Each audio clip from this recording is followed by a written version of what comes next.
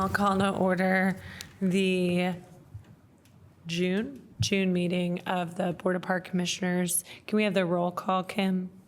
Ellen Rodkey. Here. Jim Whitlatch. Here. Israel Herrera. And Kathleen Mills is absent today.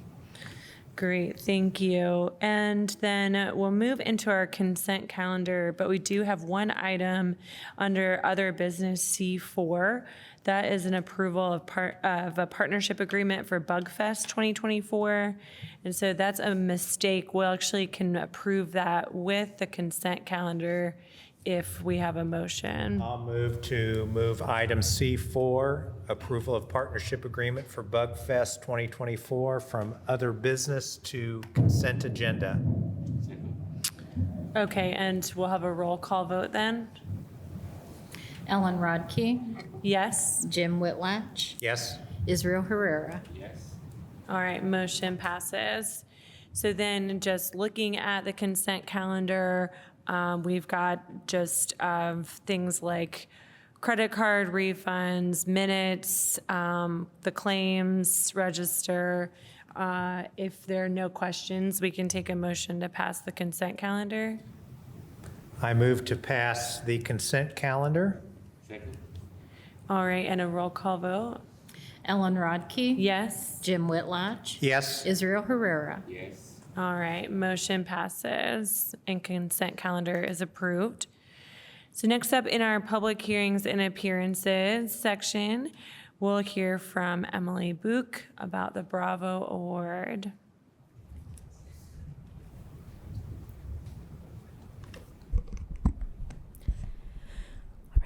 Good afternoon, everyone. Emily Book, Community Relations Coordinator, and we would like to recommend Rob Kronk for the June Bravo Award. So as you guys might know, Rob is a network admin with our ITS department. However, you might not know that he's also a dedicated parks volunteer. So Rob has been very involved with many of our events, from the Pollinator Spring Garden Cleanup to our summer launch party, adult field day events, really just about anything we have. We know we can always count on him to show up and do whatever is needed, especially the heavy lifting for the duration of his volunteer shifts, even if that means also sometimes fixing our internet issues. So we're very grateful for Rob's support, both as a volunteer and as a colleague and friend here at the city. Great. You can say something. Well, do you want to? Good job. Yeah. Hi, my name is Rob Kronk. I love my community and I love being outside. Thank you. All right. Thank you.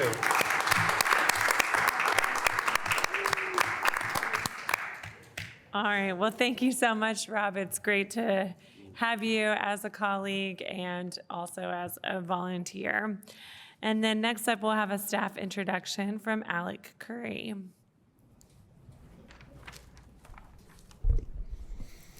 Hi, my name is Alec Curry. I recently accepted the role of sports specialist for aquatics and Frank Southern Ice Arena. I grew up in Bloomington and graduated from North. I played hockey for 18 years, including 14 years at Frank Southern, and I've been the high school coach for the last 4 years. I played baseball at Winslow all growing up. My great-grandfather was part of the original construction of Bryan Park Pool, so I went there a lot as a kid. I really enjoyed growing up in Bloomington and experiencing all it has to offer, and I'm hoping in this role that I can give people that same experience. So excited to get to know everyone and excited to get to work with everybody. Well, that's great. Welcome, you. Alec. Welcome. Yes, yeah. Great to hear your long family history in town and with parks, and we're excited to have you.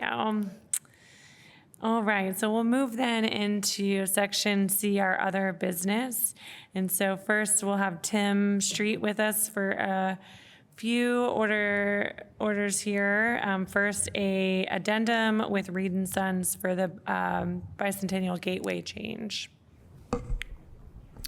Okay, yes, thank you very much. Tim Street, Parks Director for City of Bloomington. You are stuck with me a bit tonight. We've got a lot of different moving parts and contracts. So first up tonight, our first three agenda items are all related to the Bicentennial Gateway project. And Kim, if you would not mind pulling up that presentation when you get a chance, that'd be great. I'll explain most of the the business here in the first staff report, and then there'll be two related contracts that we look at. So back in the fall, a plan was presented and contracts were approved, even as early as summer last year for the Bicentennial Gateway project. In the fall, we received a lot of additional public feedback about that project, and eventually made the decision to go back and redesign the project. At that point, late in 2023, a revised concept that was actually an earlier concept of the Bloomington Gateways that was developed by REA was presented to the public as a draft concept of what the gateway could shift to. That changed the gateway from its original vertical elements, vertical lit elements, to a more horizontal limestone stack elements. That was opened up to public feedback for a number of weeks. The public feedback on that was decidedly more positive than the feedback we'd heard about the original vertical gateway elements. And I should back up for a second too and just give the complete context and history is that this project does date back to the 2018 bicentennial bond that was issued in conjunction with the mayor's proposal and approved by City Council to install the gateway at the north end of Bloomington. It was originally several locations were studied, and this was the location that ended up working and was settled on. REA developed the concepts. The project had a large delay during COVID-19. It went through several different rounds and iterations of sort of public feedback and response, including several public meetings that were about the vertical gateway that, just didn't have the reach, I think, that we'd hoped they would have. And that was evident in the public feedback we later received. So then coming back to the beginning of this year, the concept to move to this style gateway was introduced via a press release in January. Thanks to Julie, this went out and was announced that we were working on redesigning towards this. In order to redesign the gateway, that involved several different components. One, there was a contract with Bomar from last year to actually build the vertical element that was not fulfilled. There was a small sunk cost of about $30,000, relatively small, I should say. That is still significant, but that was part of the decision we made in the redesign. There was also a contract with Reed & Sons to do the site improvements for the gateway, taking out the trees, dealing with the pedestrian crossing, some of the associated landscape work, foundational work for the gateway that needed to be modified. So the first contract tonight is actually a modification, an addendum to the contract with Reed & Sons to reflect the changes to their scope of work for the site improvements because of the change in the gateway. So instead of going from a small vertical location for the foundation, it's moved to a larger horizontal foundation, slightly farther south in Miller Showers Park because it's wider, so it needed more width. Many of the site improvements remain the same with Reed & Sons. This addendum is also capturing some of the additional change orders that were added to the project during the course of when we were getting ready to start construction in the fall. That included, in particular, some of the work necessary to maintain an acceptable detour for pedestrians and cyclists, by which we approved filling in a missing section of sidewalk on the west side of College in front of the derelict Steak and Shake. So that is what this contract is. So this contract addendum is for $79,462.44 in additional contract value related to these site improvements and changes on top of the original contract. The source is still the Bicentennial Series C fund that is earmarked for this project. And I will just add an overall note on project budget now for this and the other contracts to come. We ended up, because of limits to what you can change order and just a desire to keep it competitive and fair, we also bid out separately over the last couple months the new limestone gateway element itself. So that will actually be the second contract that we look at tonight as the result of that bid process. The third contract we will look at is a contract with Bomar to do the metal lettering and lighting, and Adam is here from Bomar, and I can have him speak when we get to that agenda item. The original project budget, when approved back in 2018, was $1.25 million. If we look at all of the costs for the direct gateway itself, we are now basically at 1.23 million, so we're very close, even with some of the delays and the cost of redesign. However, the additional decision that has been made is to involve the Bloomington Arts Commission. A lot of the feedback that we heard in the fall involved people expressing desire for a true commissioned public process piece of art. That is what the Bloomington Arts Commission does. So I have met with them, and Holly Warren, the city's staff liaison representative to the Arts Commission, and we have jointly decided that installing a separately commissioned, and BAC would run this process, piece of public art out in front of this new gateway, about 60 feet in front of it. Kim, could you switch to that slide?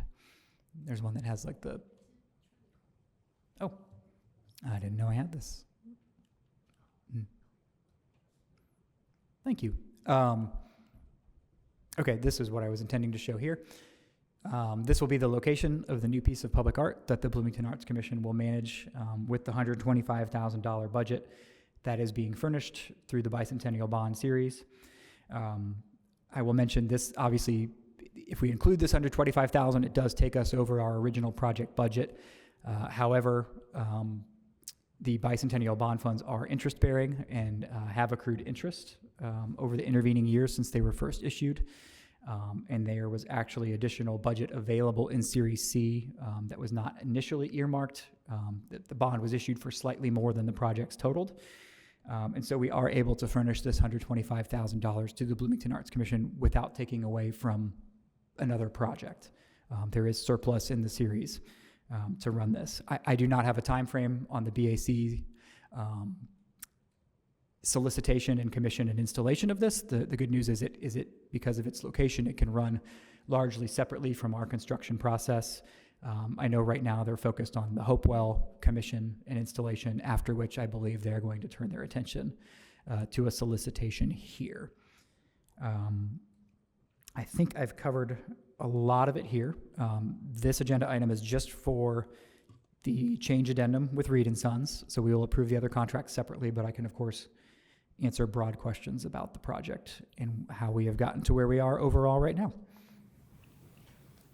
So remind me, Tim, the bicentennial funds are funds separate from our park budget, and in reality, these funds can only be used for a project like that. Is that correct? So when the bond is issued and approved by City Council, there is a list of projects in that series bonds to which the funds can be used.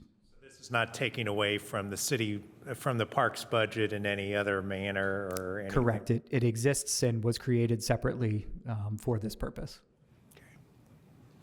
And do we anticipate any problems with getting approval from all the bodies that need to be involved, such as Public Works and that type of thing? Is everybody on board? I believe so. I've had some conversations with the staff liaisons for the appropriate groups and believe we are in good position to move this project forward with targeted completion by the end of the year.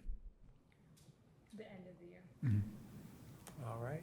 Well, all's well that ends well, so it looks like I like the project, and it's gotten good public input, so I'm supportive. Yeah, I'm happy we've had the chance to respond to what we've heard from the public, and art is very subjective, and of course we're never going to build something that everybody absolutely is happy with, but I do think we've been able to respond to the majority of concerns that we've heard and build something that is closer to what we heard about.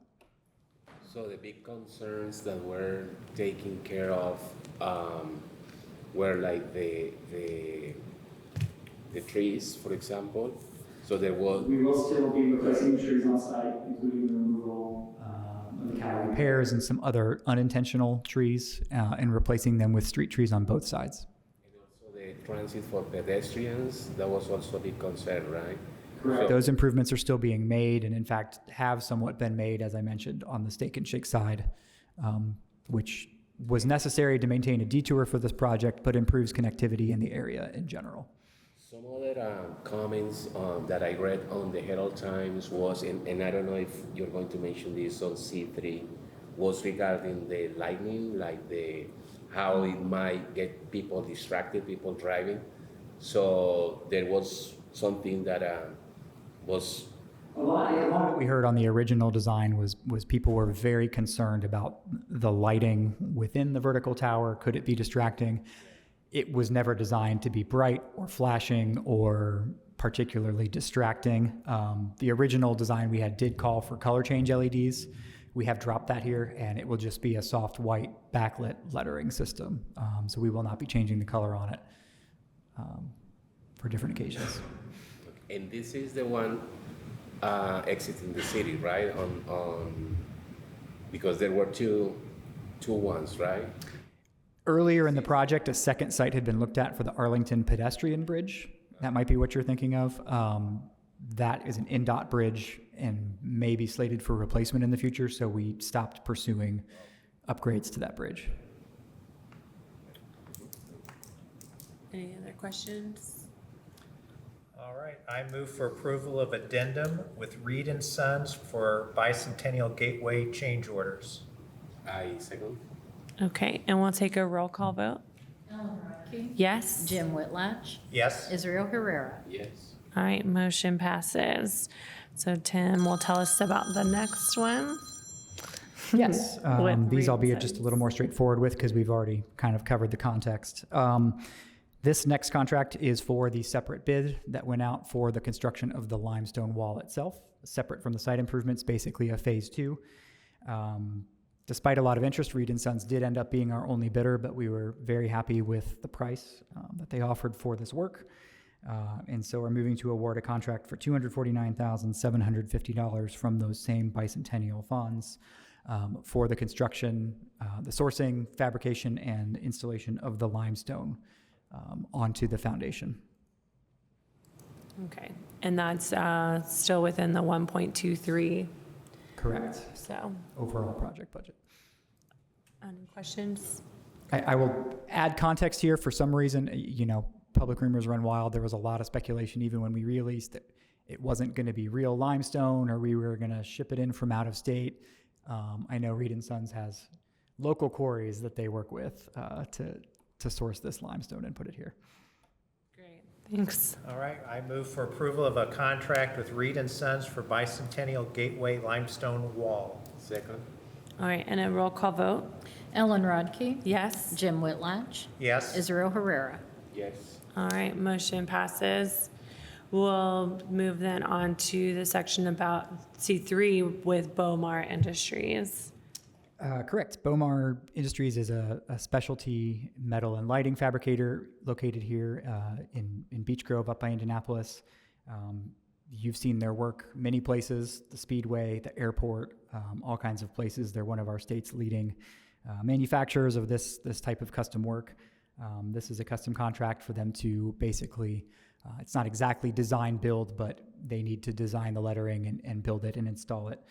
On here, the contract amount is $65,000. Adam is here from Bomar. Adam, would you like to say anything about the job? You're welcome to.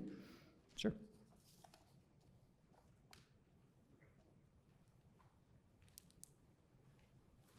Hello, I'm Adam Lee, Director of Business Development with Bomar Industries, and like Tim said, we're out of Indianapolis, and we do a lot of unique custom metal fabricating work. In this case, it's a sign, more than a sign. There'll be 4-foot tall aluminum letters with turnbacks with LEDs internally that will light back onto the limestone. So when you're asked about lighting, I would equate it to like a billboard. Probably not even that light. It'll just be a glow, a soft glow. So certainly won't block any people driving or anything like that. They'll have a powder coat finish, so they're already aluminum, and then they'll be primed and powder coat finish for durability. And that's pretty much it. So our contract will include all engineered drawings, all fabrication, field measuring, and we have our own internal installation team that will travel down and do that work itself. So you'll always be dealing with Bomar, and we're a 34-year-old now, family-owned business in Beech Grove, still owned by the brothers Bob and Mark Buchanan. So I don't know if I can take any other questions about it. It's pretty straightforward, but I'd be glad to answer any questions I can looking at our quote. Does anybody have any? Yeah, regarding the lighting, so that would be the standard light. There won't be like mix of. It would be white colors, light, and yeah. You're mentioning that it wasn't kind of flashing too? No, it'll be white light, and it'll be pretty continuous all around. We'll try to make that no hot spots, so everything is seamless all around, and we've done that in other communities with not specific letters, but different shapes that have edge lighting, and we can make it glow evenly, so even probably more consistently than the rendering, so. This is probably a question maybe more for Tim. Do we have any concerns about like vandalism, trying to steal the O out of Bloomington? Well, a lot of our stuff is out in the public world, so it will be installed with fasteners that can't be easily turned back on and epoxies, and we typically make these. Certainly, we like to say the publics, as I'm sure you can experience that, but no, it would take quite a lot to take one of these off. I will attest, we do a lot of work, not even just in public areas, but in roundabouts, and subsequently things get hit.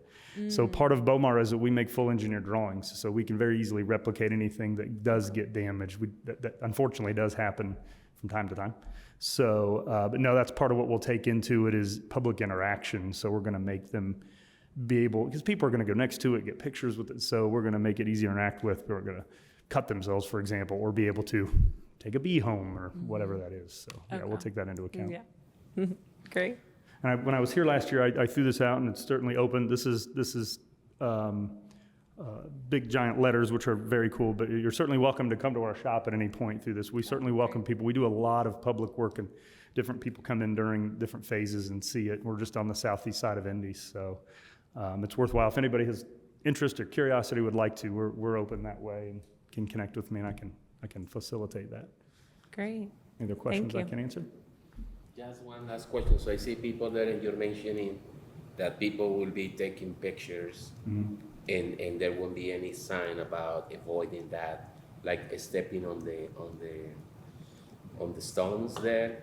It's something that people can do wherever they want to take the picture. Or I don't know if I can answer that. I imagine that they would, but I don't know. Yeah, I mean, this is not a high-traffic pedestrian area, but certainly, I mean, I expect there's a concrete little plaza area in front of this that as you walk by, yeah, you can stop and sit on that lower ledge wall there, take your photo with it, et cetera.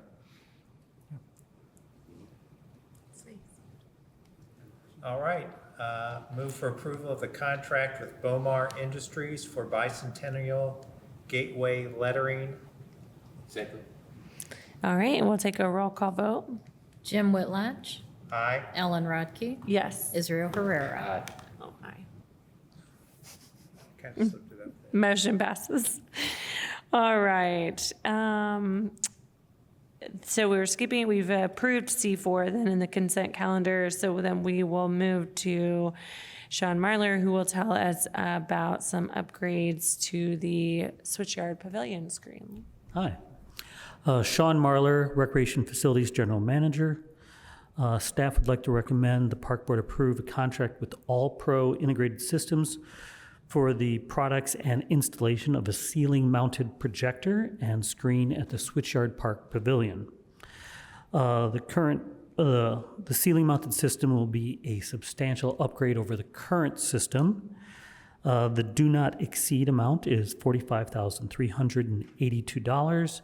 The funding for the project would come from the Switchyard Park General Fund, 218-18906, 53990. I'm happy to answer any questions about the project.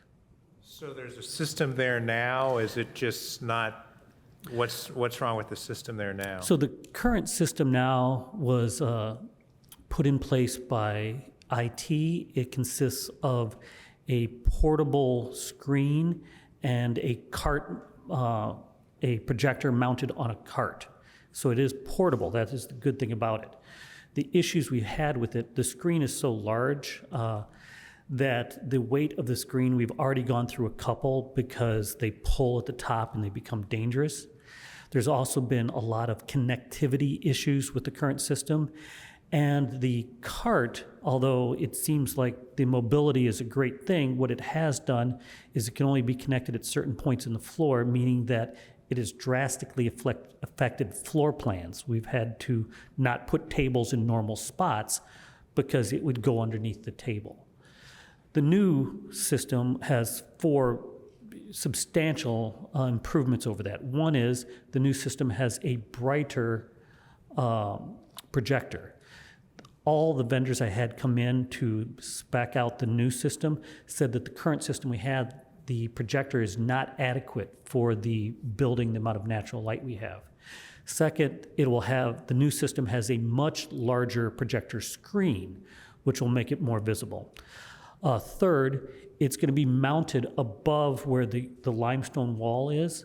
So it is a fixed location, but that addresses a lot of the issues we have now where people can't see it just because it can only be placed in certain spots. It'll actually be above a speaker, similar to these, so it'll be location-wise a much better visual spot.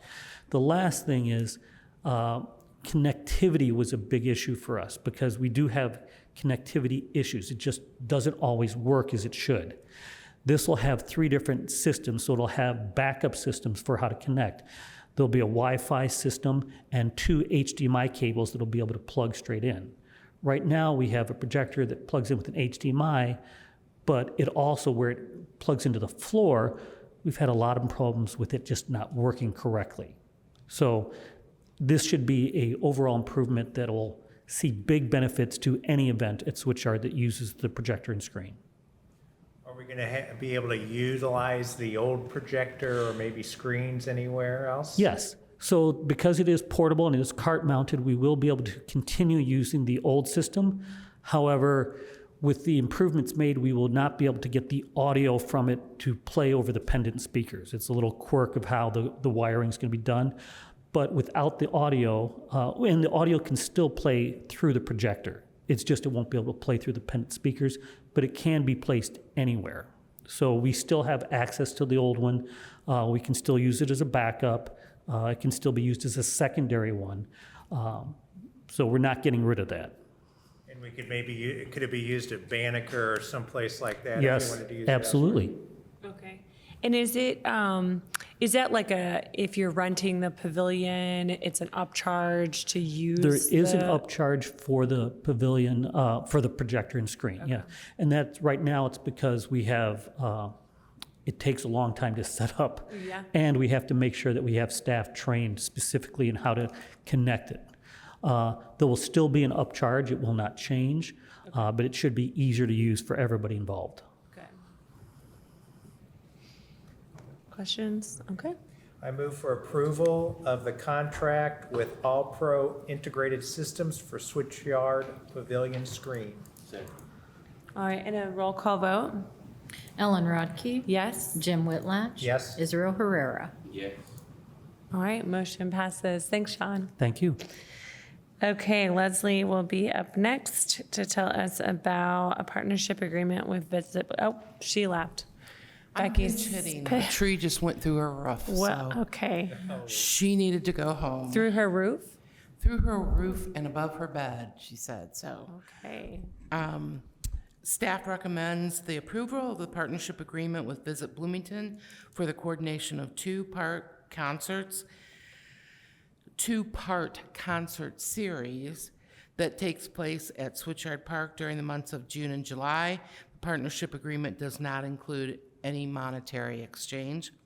This is the second year for the Thursday night concert series at Switchyard Park that we have done in partnership with Visit Bloomington, and it works out very well. The partnership agreement outlines the responsibilities of each of the partners for the 2 concert nights. There is no monetary exchange, but each partner does have responsibilities with planning and on-site staffing. The Parks and Recreation Department will be responsible for concert venue, so it is at Switchyard on the main stage, and the scheduling of food and alcohol vendors, as well as Homeland Security permit. Visit Bloomington is responsible for all aspects of the entertainment, security, portalettes, and additional parking. The Parks and Recreation Department has a long-standing relationship with Visit Bloomington, and we look forward to this concert series for a second year. Any questions? So Happy to if- answer any questions. If it's June and July, means that the first one will take place this week. The first one was actually last week. And yeah, we got a little bit behind on our agreement. And then the second one is July 18th. Right, and that would be one artist or? Two. There's an opening act and then the main act. So it usually starts around, I think this one's gonna start at 7 and go to about 9:30. The one we had last week had 1,200 people, so it is a regional draw, and it's a great way to identify new and upcoming musicians from the region area, and actually nationally, so. It continues to be the hottest days of the year, too. Just to keep that consistency Molly going. Tuttle Day last Yeah, year was but that's one of the okay. hottest. Everybody there kept saying it's not as hot as Molly Tuttle. So Yeah. All right, move to approve the partnership agreement with Visit Bloomington. Second. All right, and a roll call vote? Ellen Rodkey. Yes? Jim Whitlatch. Yes. Israel Herrera. Yes. All right, motion passes. Thanks, Becky. and Thank you. Hope Leslie is okay. All right, next up we have Keto here to tell us about a couple of things. First with Winslow Tennis Lake. Good afternoon, Satoshi Kido, Sports Division Director. Staff recommend approval of the contract with Casadei, Electric Contractor, Inc. to upgrade the tennis court lights and timer controls at Winslow Sports Park. The Sports Division asked for a quote from 3 different companies. Casadei was selected due to the minor difference in the quote, and because they offer the best warranty, 5 years lights and 2 years labor. Casadei also completed the RCA Park tennis lights in March and can install the same light system and push button at Winslow. This case is pending approval from the legal office. We are still waiting for AAP from Casadei. Okay. Any questions? Okay. Move for approval with contract with Cassidy Electric for Winslow tennis light LED replacement. Second. All right, and a roll call vote? Ellen Rodkey. Yes? Jim Whitlatch. Yes. Israel Herrera. Yes. All right, motion passes. And so next up, we have the Park Foundation Golf Tournament. Staff recommends the fee for the Bloomington Park Foundation Annual Golf Scramble be waived on Wednesday, August 28th, 2024. This annual event is a fundraiser for Bloomington Parks Foundation. The tournament generally raises $5,000 to $9,000. The foundation provides scholarship for Bloomington Parks and Rec programs such as Kid City Summer Camp, Golf Camp, Swim Lessons, and Bloomington Youth Basketball. The shotgun start is at 1:30 p.m. on Wednesday, August 28th at Cascade Golf Course. We welcome any park board members that would like to participate in this tournament. Any golfers? I'll be out of town that day, but we can definitely use the public forum to promote the fundraiser. Thank you. Sign up for the fundraiser. All right. All right, I move for approval of the fee waiver of Park Foundation Golf Tournament. Second. All right, and a roll call vote? Ellen Rodkey. Yes? Jim Whitlatch. Yes. Israel Herrera. Yes. All right, motion passes. Thanks, Keto. Thank you. All right, I think Tim Street is back with us and stick with us for a while. Yes, it just happens to be a month where a lot of things were coming to fruition, and look forward to getting these approved and a lot of projects moving forward. So the first one is a contract with E&B Paving for RCA Park concrete work. Staff recommends approval of a contract with E&B in the amount of $30,210. This is from ARPA funds. Our ARPA funds for this year, the last year of ARPA funding, were dedicated to accessibility projects. We already had a project in the works to reinstall a new more centrally located large rentable picnic shelter at RCA Park. This contract will help with installing the accessible ramp, concrete ramp to that from the parking lot, as well as helping with some concrete foundation work that was a bit beyond the scope of what we can handle internally. All right. Questions?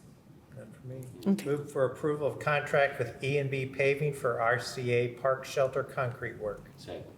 All right, and a roll call vote? Ellen Rodkey, Yes? Jim Whitlatch, Yes? Israel Herrera. Yes. All right, motion passes. So next up, switchyard parcel work.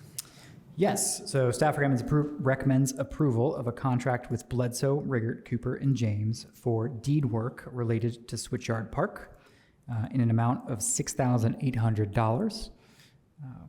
When we have a really large project like Switchyard Park, there's inevitably loose ends for years that we're working on tying up. A big part of Switchyard Park was the environmental remediation work that went into the park. We still need to record our final environmental restrictive covenant with IDEM, as well as our final delineated wetland deed restriction. Working with our consultants on the deed restriction for the environmental restrictive covenant has been tricky because Switchyard is subdivided through various acquisitions into 8 different parcels, make up the acreage of Switchyard Park. It's making trying to record a restrictive covenant on that virtually impossible. So by combining Switchyard Park into one large parcel, recording that appropriately with the county, we will be able to close out these requirements. And BRCJ did the did the survey work and a lot of the preparation for construction at Switchyard Park, so they are well positioned to provide this service for us. All right, move for approval of contract with Bledsoe, Riggert, Cooper, and James for Switchyard parcel work. Second. All right, and a roll call vote? Ellen Rodkey, Yes? Jim Whitlatch. Yes? Israel Herrera. Yes. All right, motion passes. And next we have a contract with Mater Design. Yes, staff recommends approval of a contract with Mater Design to design Phase 1 accessibility improvements for Building Trades Park in the amount of $59,000. So after the completion of the Building Trades Park Master Plan through the winter and finishing earlier this year, the intent was to use the ARPA funding this year to make a first phase of improvements focused on north-south accessibility across the park. And as far as money will allow, the relocation and installation of a more accessible lower picnic shelter. So these would be located according to the new master plan. We emphasized when we approved the master plan, when we shared that with you all, that a master plan is not a final construction document. There is still a chance for some public feedback as we enter the design phase. The goal is to have this design completed by the end of the year so that we can turn around and encumber these funds through a bid process into a contract for construction of these improvements in 2025. Happy to answer any questions. I guess I'm just curious if the funds set aside here, if we can't get like the new picnic shelter out of this 60K, will we move that into the budget then for the implementation of the rest of the master plan? Yeah, there's a little bit of budget play we need to Okay. figure out here because we have a certain amount we were approved for ARPA this year for our, I think, 10 different projects. Some of those projects are coming in a little bit higher. Some of them are coming in a little bit lower. We actually earmarked around 270 grand, I believe, for this project. Okay. So this is the design portion. And then theoretically, by the end of the year, we would come back with an actual construction contract in the neighborhood of $200,000. Okay. We don't know what bid results will look like. If it's a little bit higher than that, we may look at alternative funding sources, or I also know this is the last year for ARPA funding for the city. Right. There may be other ARPA funds that are not used that could be allocated to this project from other ARPA projects that remain unfinished. So I know the city in general will need to look at the remaining ARPA funds and encumber them at the end of the year. So this project may be well positioned if there are other funds that need to be encumbered to take advantage of that. Or we may look at other sources that we have. And that's funding for the phase, all of that, we're talking about phase one. Correct. There would still be potential further improvements down the line. Yes. And regarding phases, this one mainly is for access. Correct. Addressing the north-south accessibility issue and the accessibility issue to the picnic shelter. Remind me how many phases do we have here? And Good question. I don't know the answer to that, but at least two. at least two. Yes, at least a second phase in the future. And then you're saying that 67,000 for this specific project? For the design, the actual development of the construction documents, assistance with the bid process, selecting the contractor, all the things that we rely on a landscape architect in conjunction with their sub-engineering firm to make official construction documents for us. And just curious about the different, stages. So this was something that was identified by the department, or that's something that came from the community, like a petition? Correct. So actually, when we began the process of looking at improvements for Building Trades Park, the first thing we looked at and actually budgeted for was just to simply replace the lower shelter, because that was an accessibility issue that was raised to us by the neighborhood, as well as the condition of the shelter. As we got into that, and as we saw the Hopewell Commons plans developing and the plans for the new neighborhood, we realized that, we really need to master plan here first to make sure what we want to improve in terms of the picnic shelter and some of this even north-south accessibility, replacing the degraded ramp on the east side that currently provides accessibility north-south across the site. We wanted to make sure that fits in with the bigger plan for the park, and it wasn't just something that we did without looking at the overall plan for the park. So that's why we did the master plan first, and then now we're coming back with some of this additional ARPA funding to do a phase one improvement with potentially more improvements down the line. Thank you. Okay, a move for approval of contract with Mater Design for Building Trades Phase One Improvements Design. Second? All right, and a roll call vote? Ellen Rodkey, Yes? Jim Whitlatch. Yes? Israel Herrera. Yes. All right, motion passes. Last topic here, Tim. Yes, thank you for bearing with me. Staff recommends acceptance of an easement from Monroe County to build and maintain what we are calling in quotes the Power Line Trail. Still an official name to come on that. That's something we are working on currently. The Power Line Trail is another bicentennial bond project that has been around for a number of years. This project was delayed for a number of reasons, both with coordination with the county, but also because Duke ended up having a very large infrastructure project that's related to their overall infrastructure project they've done all throughout town that was in this corridor where they ended up designing and replacing a whole lot of their power poles. So this project is in the Bicentennial Bond Series A. There is money sitting there for this project. There is already a design contract in place that has been partially fulfilled, but this project has been on pause until Duke finished their improvements and until we received this easement from the county commissioners.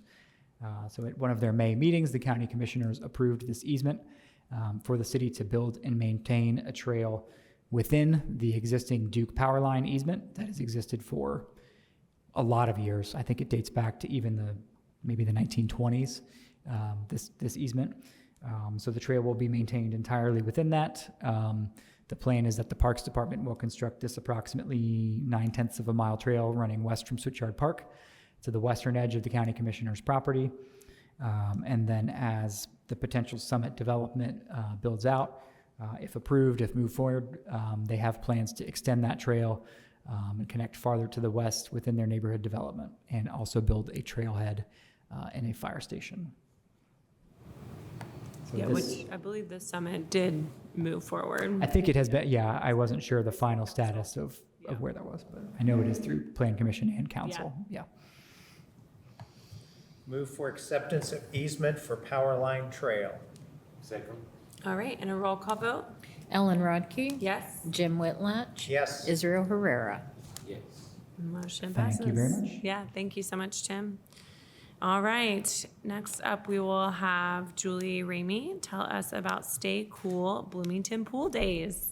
Good afternoon. I'm Julie Ramey. I'm the Community Relations Manager for Parks and Recreation, and I have the opportunity to tell you today about a brand new initiative that Parks and Recreation has undergone in collaboration with the Department of Economic and Sustainable Development through an ESD initiative called Stay Cool Bloomington.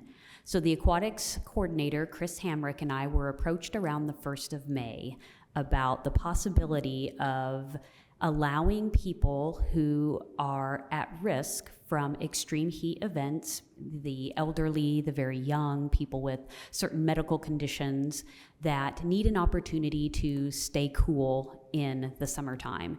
And maybe this group of people don't necessarily have access to our 2 city-operated swimming pools.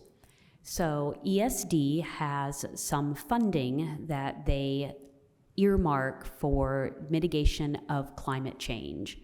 And as Chris and Sean Mia, the Assistant Director for Sustainability from ESD, and I were talking about some opportunities, Sean and ESD committed funding to provide free admission to Bryan Park Pool and Mills Pool when the National Weather Service Heat Risk Index is Category 2 or higher. Do I have control here? Here we go. So Stay Cool Bloomington is, again, it's a comprehensive program that ESD put together with the idea of mitigating the impacts of extreme heat. So Stay Cool Bloomington Days at city pools, or free admission to city pools, is just one of the initiatives that ESD is working on. Another one, and as I'm speaking anecdotally, it's not my program area, just know a little bit about it from what ESD has shared. They have put together cooling packs. They work with a Beat the Heat implementation team across the city for summer camps for people that are outside, cooling packs, an opportunity to apply for a grant for a free air conditioner, stuff like that. So Stay Cool Bloomington Days at city pools is just one part of this overall Stay Cool Bloomington initiative. So we chose to use a metric called heat risk. So in the past, and I believe in 2014, now the detailed records I'm afraid are lost to history, but Bloomington Parks and Recreation partnered with IU Health to provide free admission to city pools when the temperature was 90 degrees or higher. And this is back in 2014. So you can imagine how exciting it was on any given morning to find out what the forecasted temperature is. Now, we picked a weather forecasting service and we used it, but some weather forecasters said it was going to be 89 that day, and some said it was going to be 92. So a little bit difficult to get that on board, and also very difficult to budget for, because IU Health has no idea how many days are going to be 90 degrees or higher, and then how many people are going to take advantage of the opportunity for free admission. So ESD uses this experimental program by the National Weather Service called Heat Risk. What we like about it is it forecasts the heat risk category out 5 days so we can plan. And it is at Category 2 that the populations that I mentioned, the at-risk populations, start seeing health impacts from extreme heat. So on days when and I've left it's a little hidden by our closed captioning, but there is the website for the heat risk indicator online. So this is totally available to anyone from the public. You can go online right now. You can Google National Weather Service heat risk and find out what that heat risk is.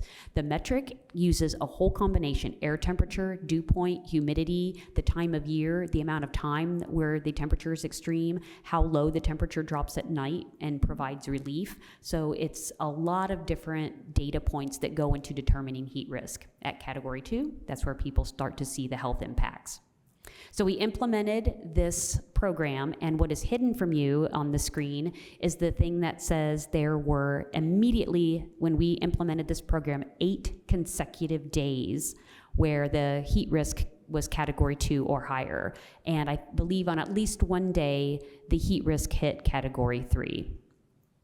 When we gave the proposal to Economic and Sustainable Development with the idea of funding a free admission program, we used the average admission to city pools over weekends and weekdays and came up with a number, an average number. And then ESD had communication with the National Oceanic and Atmospheric Administration, or NOAA, that told us they predicted up to 28 days this summer would be hot, or with this category 2 heat risk. So that's the data that we used to come up with a total figure of $55,104 that was supposed to get us through giving the average admission 28 days of a heat risk at category 2 or higher. So Stay Cool Bloomington, again, the days started on Father's Day, June 16th, and went for 8 consecutive days.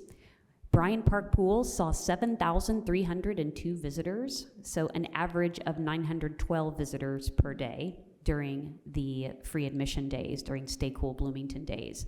The metrics that we used to plan the budget was the average Bryant Park Pool admission of 350. Mills Pool saw an average visit of 335 visitors per day. The average visit for a weekend at Mills Pool in previous years was closer to 150. So what this turned into was we are at capacity. We're at our budget capacity. The $55,104, we blew through it in the first 8 days. Thanks to ESD and their willingness to fund the program, their willingness to be able to provide people an opportunity to visit the pool and stay cool when maybe they wouldn't have the opportunity to. We're looking at over $43,000 in sponsored admissions to Bryant Park Pool and $16,000, a little over that, in sponsored admissions to Mills Pool. So ESD came back to us and we all met together on Monday because today was a category 2 heat risk. And I don't have numbers from today, but this will be the last day of the program as it stands. We are going to meet again tomorrow with Keto and Chris Hamrick have put together some ideas for a way that we can continue the program, maybe on an abbreviated basis, but still be able to provide free admission to the city pools, to especially populations that really need an opportunity to cool off and maybe wouldn't be able to do it otherwise. So the program is still going on. It's going to look a little different, but we're very grateful to Economic and Sustainable Development for their passion for the human element, which is when it's really hot and you don't have air conditioning and you don't have a way to get out of the heat and cool off, that you can now go to the city pool on those really super hot days and get a little relief and have a good time, enjoy time with your family, build some community, and be accessible and inclusive of all of our populations. If a member of the public wants to know if today, any given day is a Stay Cool Bloomington Day with free admission, or I really highly recommend calling our hotline number. This is the Aquatics Hotline, 812-349-3741. Give a call before you go, because we'll also include on the hotline things like if there is an emergency closure, either for weather like we've experienced this afternoon. As you can guess, the pool's closed a little early during the thunderstorms this afternoon. So always a good idea, always to call that hotline number and check to see if the pool actually is operating today. The pools are open every day through August 4th from 11 a.m. until 7 p.m. On a regular admission day, admission is $6 per person for everybody who's age 3 years and older. So again, we're really grateful to Economic and Sustainable Development for their continued dedication to finding funding sources for the program. And if anybody out there in TV land is interested in learning more about how to support Stay Cool Bloomington Days, whether it's free admission to city pools or other cooling resources for the Bloomington community, then they can always call Bloomington Parks and Recreation or Sean Mia at 349-3837. And Sean, again, is the Assistant Director for Sustainability from Economic and Sustainable Development. We're delighted that the community so wholeheartedly embraced their city pools. And we're lucky to have the resource, and Chris Hamrick and Alec Curry have done an outstanding job in managing a tremendous number of people at the pools. I think the highest number we recorded at Bryant Park Pool was a little over 1,100 people.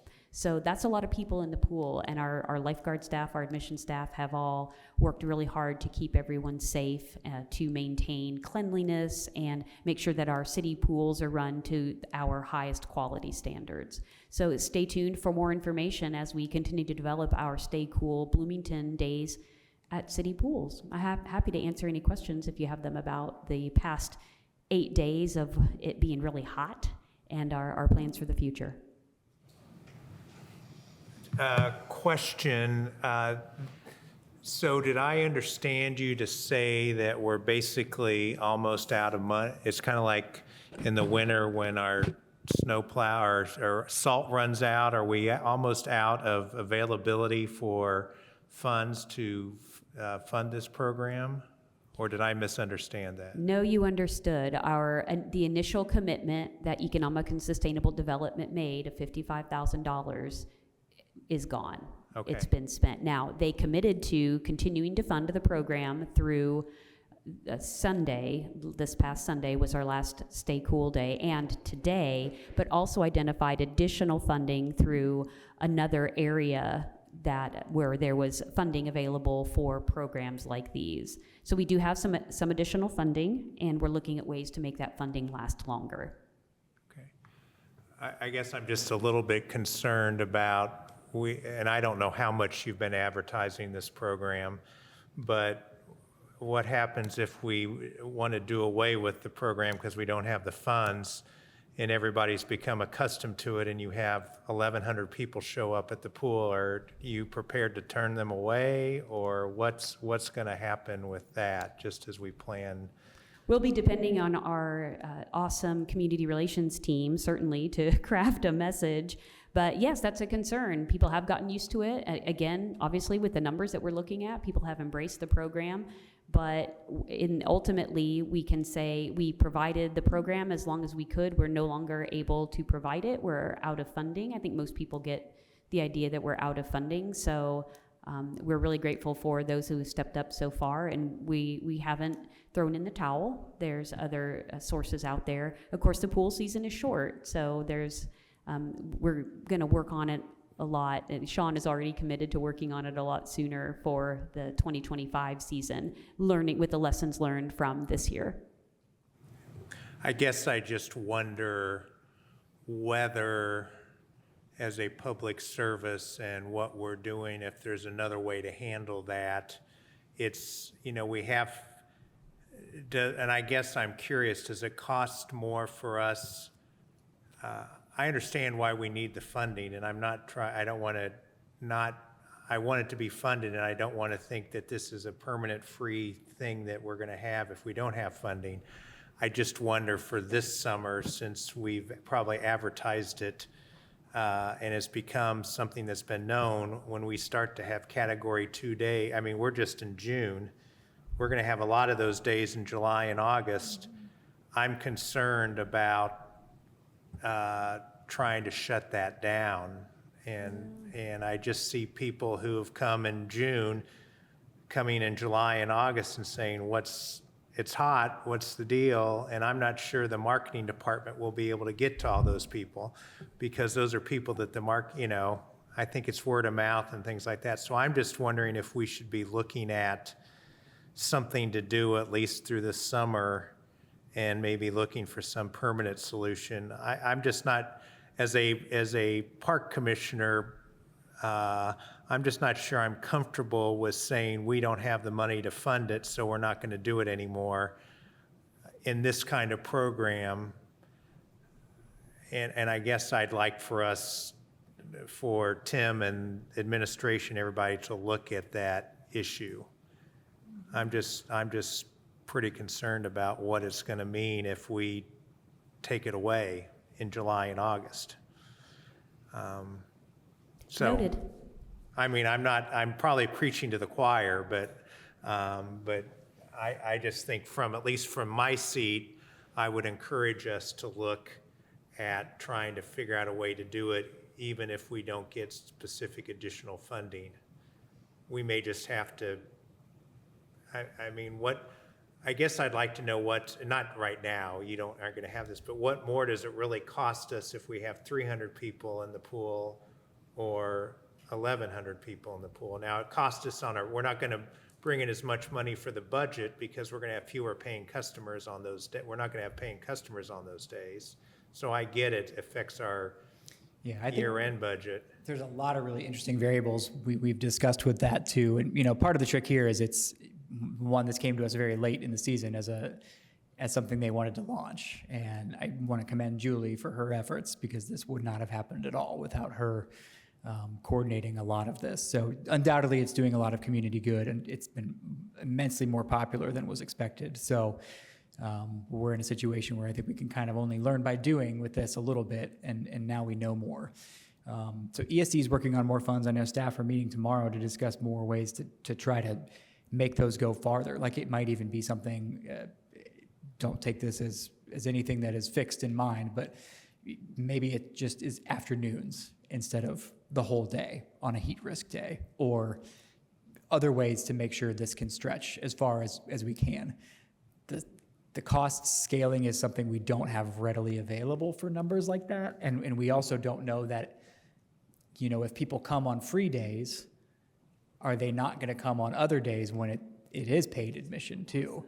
So are we going to lose out on revenue that way because more people are taking advantage of the free days and may say, I'll wait till it's really hot and I'll go to the pool then. So there's a lot of learning still to occur here, I think. I think it's a great community benefit.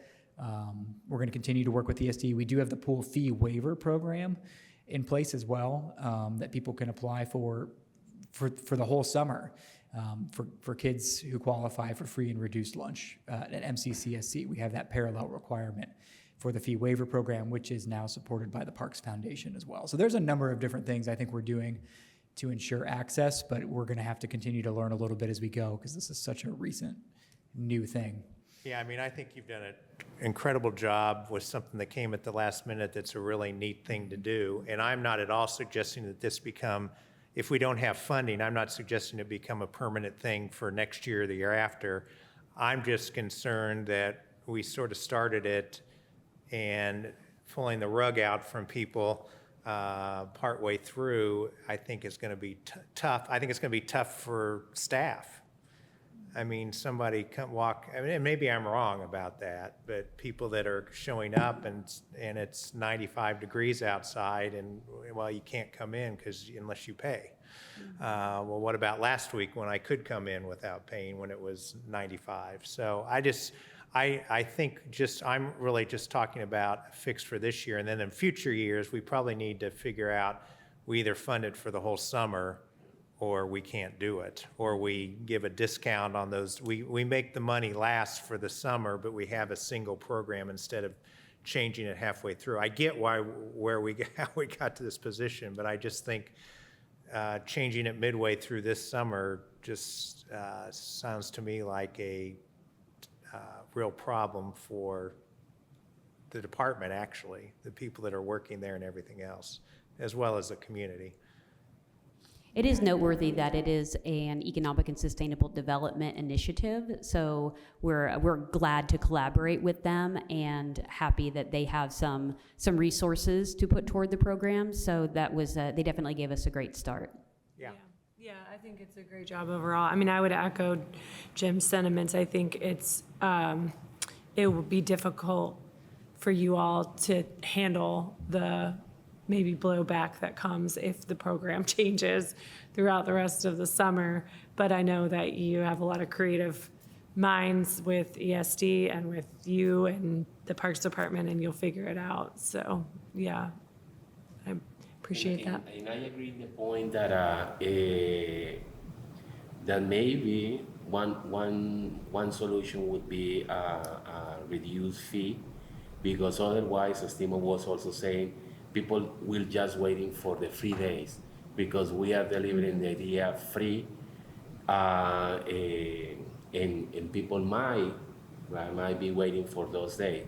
But maybe a reduced fee could help with not just June, but also the other three 3 months, and they will know that they will be going with a less price, covered by the agency, but also they know that they need to pay something less, less than the traditional fee. It's not just for them to wait for those days, but just to take advantage that it's an opportunity for them to take care of the heat, but also with a low entrance fee. So that would be also important to take into account. And my thing is that maybe not just emphasizing 1 month, because as far as I know, there is a conversation about maybe July and August. Is that what I understood?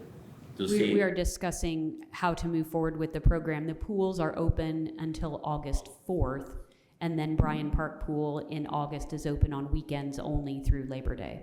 And you mentioned something about, unfortunately, and that's something that I haven't learned. I don't follow the temperatures, right? Even, for many years here, I don't understand the number 93, right? I understand my number, my Celsius. So it will be also good to some population. I know that some of, Latino people, they know about Fahrenheit, but it will be also good to know when those range 2 or high temperatures, they could go if they feel it. Yeah, sometimes it's not the number, but you can sense it. So that would be also good to know to identify those days, because sometimes in advance you can see that, and that will be also a way for them to have access when this occur in other months that just the beginning of the summer in June. So that's also important to let them people know. And regarding because you're saying communication and relation office was in charge of promoting the fees, how did we let people know about the free admission because days? this is the first year we are offering this, right? Correct. Right. How did people in this first year know about the cooling the pool? We sent out a news release before the 16th, I want to say June 13th or 14th, and then our digital content coordinator created social media content, digital content for our Facebook and Instagram pages. And we also shared those to the Economic and Sustainable Development social media channels. Great, yeah. So could I know if it was just for June or it says the summer? Because I didn't see that, but obviously I imagine the great word. Did the wording, the language said enjoy this in June, or is it the whole summer until August 4th? It did none of the promotional materials included a timeline. They pretty much said, because it's a day-to-day announcement, said today the heat risk category is level 2 or above, admission to the pool is free. So no specific month, no specific. Correct. But right now people they don't know that July is not going to be offered, right? I can't speak to what people are assuming, but you can imagine. I mean, like if you read something the whole summer, you will understand more than one time. Like if I read as a local, as a citizen, this when we have a range 2, you can go to the swimming pool for free, right? But today it's a hot day, it's a 93 range 2 day.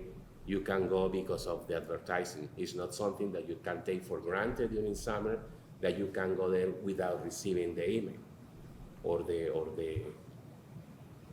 That is accurate. And I will mention that when the release went out, it said this will remain in effect as long as funding is available. Is what, Tim, the last one? The program will remain as long as funding is available. It when says added in the news release as well. promotion. Okay. Yes. Because that's the thing that I'm also concerned. Like you might take for granted that it's until the pools close.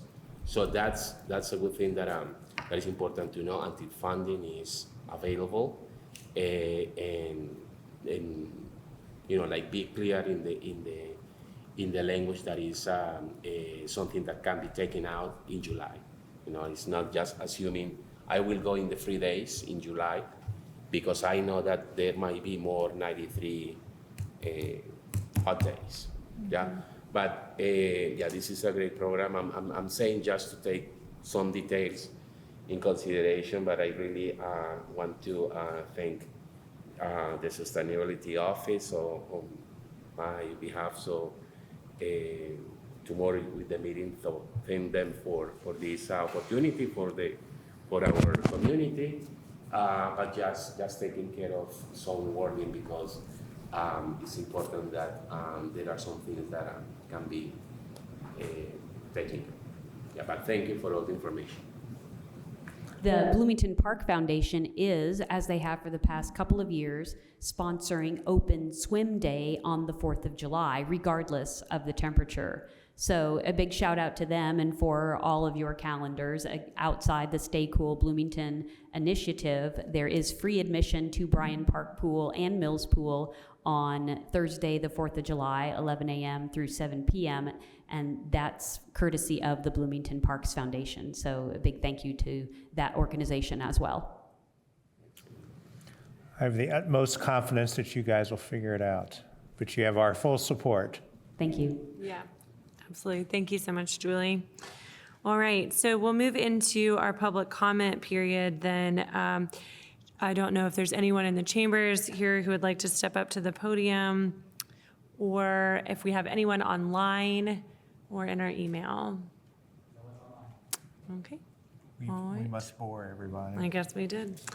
All right, well, with that then, I will adjourn is the word I'm looking for. Can I the give you June a couple meeting. final I'm comments sorry, before you Tim, adjourn? yes. I'm going to do it quickly because we have a dwindled crowd tonight, and I Yeah. know people want to get out for the storm. I just want to announce Rebecca has started as operations director as of this week. Very excited to have her in the new role. The Bryan Park Playground ribbon cutting is this Friday at 11:30 a.m. I know several board members are traveling, but if you can make it, we'd love to have you. Also, this Friday is Adult Field Day, the evening at Switchyard Park. It's not going to be blazing hot for once. The 4th of July parade is, of course, coming up, and Becky told me today that it's full, so kudos to our recreation staff and Bill for managing that. We are looking at a potential date to open a Rose Hill time capsule that was discovered in a wall at Rose Hill. We don't know when it's from, so this will be an interesting adventure, potentially in July. We'll keep you posted on that. And I will also mention that on the mayor's Facebook page, the City of the Bloomington Office of the Mayor Facebook page, and I believe planning to be shared on ours soon too, is information about some of the art proposals that have been received for Hopewell Commons for integration into the park. That is also being run by our partner, Bloomington Arts Commission, through the Economic and Sustainable Development Program, but is obviously closely related to parks and the Hopewell Commons that will open later this year. So I encourage you to check that out. Thank you for everyone's time tonight, especially with the storm. All right, thank you. And we'll adjourn.